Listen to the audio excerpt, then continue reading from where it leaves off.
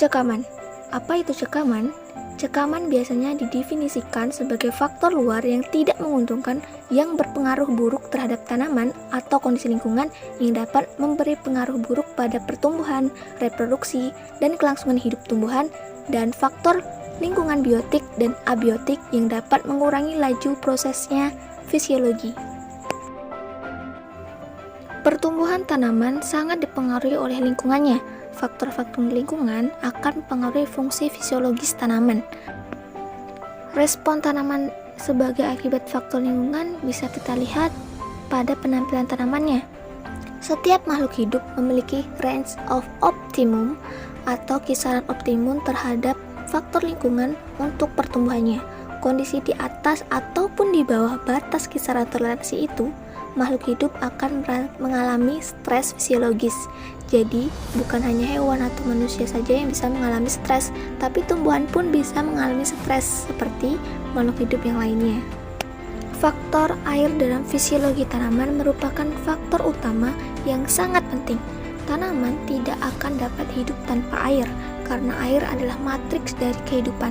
Bahkan, makhluk hidup lain akan punah tanpa air. Macam-macam cekaman. Respon terhadap cekaman kelebihan air.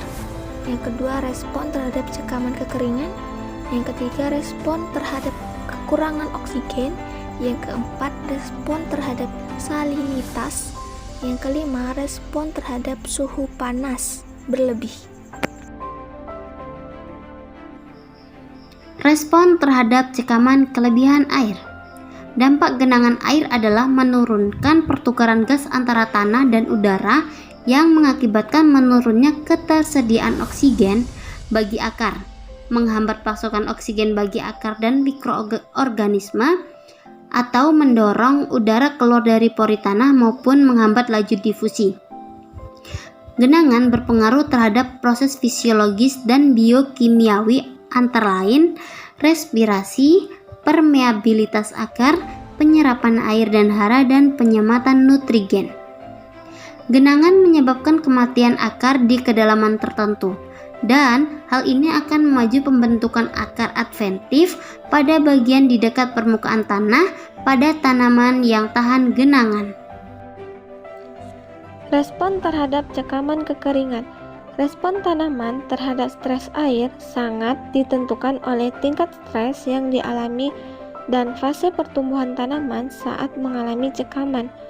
Respon tanaman yang mengalami cekaman kekeringan mencakup perubahan di tingkat seluler dan molekuler, seperti perubahan pada pertumbuhan tanaman, volume sel menjadi lebih kecil, penurunan luas daun, daun menjadi tebal, adanya rambut pada daun, peningkatan rasio akar tajuk, sensitivitas stomata, penurunan laju fotosintesis, perubahan metabolisme karbon dan nitrogen, dan perubahan produksi aktivitas enzim dan hormon, serta perubahan ekspresi.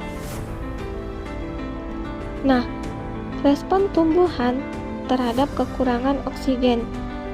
Tumbuhan yang disiram terlalu banyak air bisa mengalami kekurangan oksigen karena tanah kehabisan ruangan udara yang menyediakan oksigen untuk respirasi seluler akar.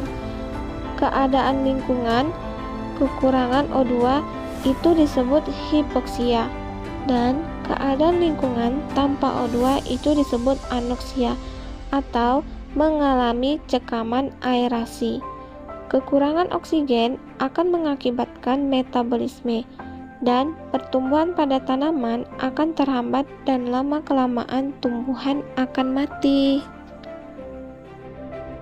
Respon tumbuhan terhadap salinitas. Stres garam terjadi dengan terdapatnya salinitas atau konsentrasi garam-garam terlarut yang berlebihan dalam tanaman. Garam-garam yang menimbulkan stres tanaman antara lain ialah NaCl, NaSO4, CaCl2, MgSO4, MgCl2 yang terlarut dalam air. Kehilangan air bukan menyerapnya. Yang kedua, pada tanah bergaram, natrium dan ion-ion tertentu lainnya dapat menjadi racun bagi tumbuhan jika konsentrasinya relatif tinggi. Membran sel akar yang relatif permeabel akan menghambat pengambilan sebagian besar ion yang berbahaya. Akan tetapi hal ini akan memperburuk permasalahan pengambilan air dari tanah yang akan zat terlarut. Respon tumbuhan terhadap suhu panas berlebihan dapat mengganggu dan akhirnya membunuh suatu tumbuhan dengan cara mendenaturasi enzim-enzimnya dan merusak metabolismenya dalam berbagai cara. Satu permasalahan yang dihadapi tumbuhan ketika temperatur lingkungan turun adalah perubahan ketidakstabilan membran selnya. Ketika sel itu didinginkan di bawah suatu titik kritis, membran akan kehilangan cairannya karena lipid menjadi terkunci dalam struktur kristal. Keadaan ini mengubah transport zat terlarut melewati membran, juga yang mempengaruhi fungsi protein membrannya. Baiklah, itu presentasi dari kelompok kami. Mohon maaf jika ada salah kata. Wassalamualaikum warahmatullahi wabarakatuh.